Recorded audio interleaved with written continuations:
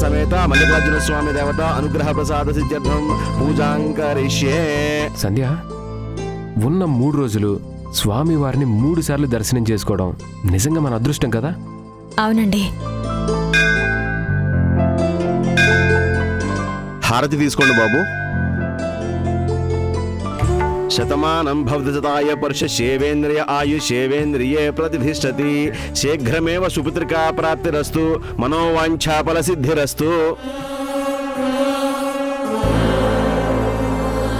నువ్వు కొన్నాళ్ల పాటు సంసార జీవితానికి దూరంగా ఉండాలని డాక్టర్ గారు చెప్పారు.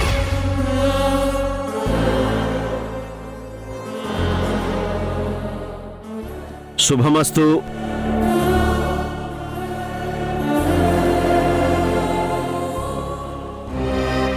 ఆరోగ్య సమస్య వల్ల పంతులు గారు ఇచ్చిన ఆశీర్వాదం ఆలస్యం అయ్యే అవకాశం ఉంది. రియలీ సారీ సంధ్య.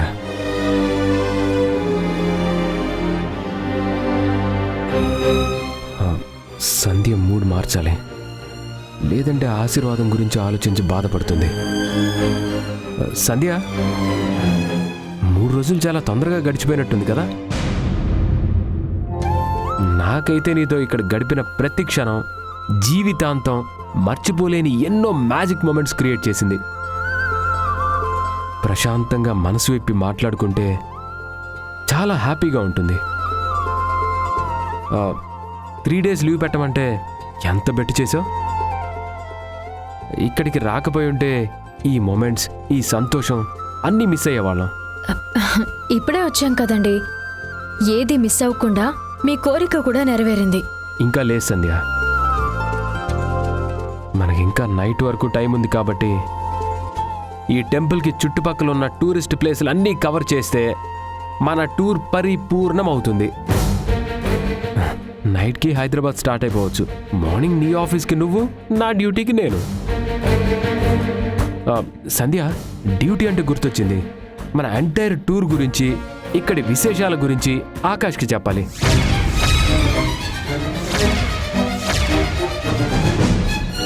మీరన్నీ ఆయనతో చెప్తారా? అవును సంధ్య, ఆకాష్ నా బెస్ట్ ఫ్రెండ్ కాబట్టి నా లైఫ్లో ఉన్న బెస్ట్ మూమెంట్స్ అన్నీ నేను అతనితో షేర్ చేసుకుంటాను. ఎంత బెస్ట్ ఫ్రెండ్ అయితే మాత్రం పర్సనల్ విషయాలు చెప్పడం నాకు ఇష్టం లేదండి. సంధ్య, నీకు ఆకాష్ గురించి తెలియదు కాబట్టి ఇలా మాట్లాడుతున్నావు. ఒక్కసారి మీట్ అయ్యి మాట్లాడావంటే అతని మంచితనం ఏంటో నీకు తెలుస్తుంది. మీ ఫ్రెండ్ కూడా మీతో పర్సనల్ విషయాలు చెప్తారా? చెప్తాడు. అన్నీనా? అన్నీనా అంటే అన్నీ.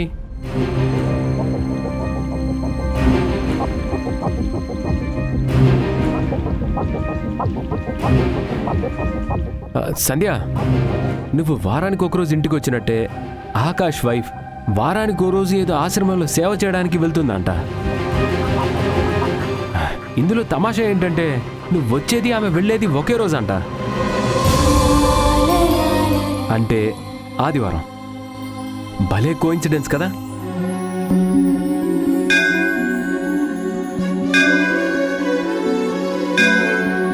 వీక్ డేస్ నాకు డ్యూటీతో, ఇంట్లో అమ్మ నాన్నలతో ఏదో అలా టైంపాస్ అవుతుంది. వీకెండ్లో నువ్వు రావడం వల్ల ఏ లోటు లేకుండా గడిచిపోతుంది. కానీ ఆకాష్కి మాత్రం ఖాళీగా ఉండే సండే రోజునే సంధ్య వెళ్ళిపోతుంది. ఏయ్, నువ్వు కాదు, ఆకాష్ భార్య సంధ్య. పాపం, ఆ రోజున ఆకాష్ చాలా బోర్ ఫీల్ అవుతాడు. నేనెప్పుడు ఫ్రీ అవుతానా అని వెయిట్ చేస్తుంటాడు. కానీ ఆదివారాన్ని నిన్ను మిస్ అవను కదా. అందుకే ప్రతి మండే సైట్కి వెళ్ళిన వెంటనే సరదాగా సండే గురించి మాట్లాడుకుంటాం.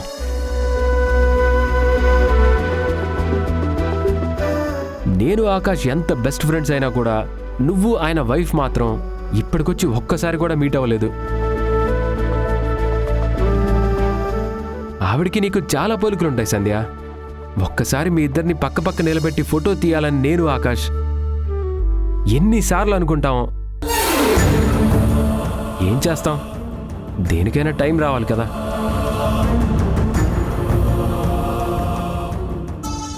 సంధ్య, ఆకాష్ భార్య గురించి చెప్తుంటే నీకు చెమటలు పడుతున్నాయేంటి? అది అది బయట ఎండగా ఉంది కదండి, దానికి తోడు ప్రదక్షిణలు కూడా చేశాను, అందుకే. పదండి.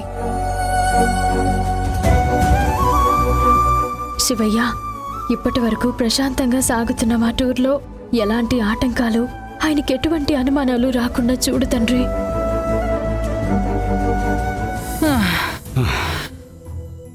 ఓయమ్మో, ఇన్ని మెట్లున్నాయేంటండి? కష్టపడి మెట్లెక్కి వెళ్తేనే పైనున్న సర్వేశ్వరుడు వరాలు ప్రసాదిస్తాడు. రారా. ఏం వరాలో ఏమో.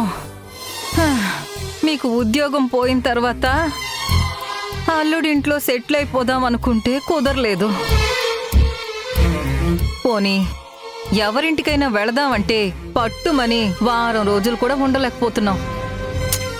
దిన గండంగా ఉంది బతుకు. మన బ్రతుకు బాగుపడాలని కదా మల్లన్న స్వామి దగ్గరికి వచ్చాం. మనస్ఫూర్తిగా మొక్కుకుంటే ఆయనే ఏదో ఒక దారి చూపిస్తాడు. అదే నమ్మకంతో మోకాళ్ళు సలుపుతున్నా సరే ఓపిక తెచ్చుకుని మరీ ఎక్కుతున్నాను. ఎక్కు ఇంకొన్ని మెట్లేలే.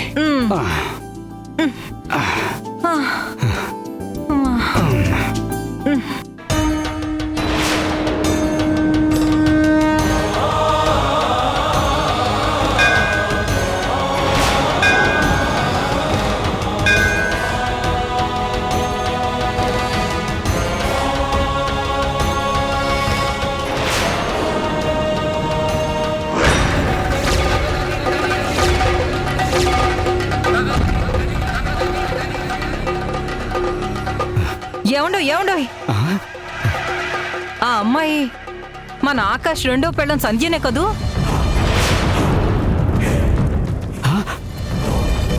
అవునే, సంధ్యనే.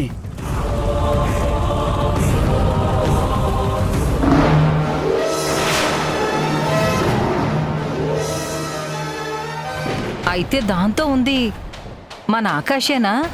నీ మొహం, ఆకాష్ మలేషియా వెళ్ళాడు కదా. మలేషియానా? మన సంధ్య పక్కన ఎవరండి? అతన్ని ఎప్పుడూ చూసినట్టు లేదే.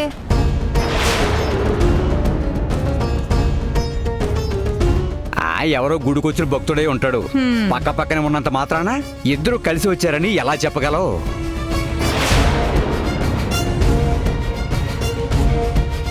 ఎవరో భక్తుడు కాదండి, ఒకసారి అటు చూడండి, మీకే తెలుస్తుంది.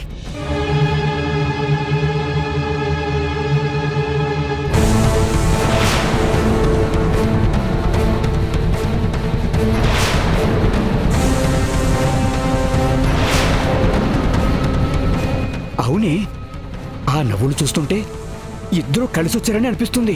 ఇంకా అనిపించడం ఏంటండి, అదే నిజం. మొగుడు ఊళ్ళో లేనప్పుడు పరాయి మగాడితో ఇంత దూరం వచ్చిందంటే ఏదో తేడాగా అనిపిస్తుంది. ఏదో తేడానే.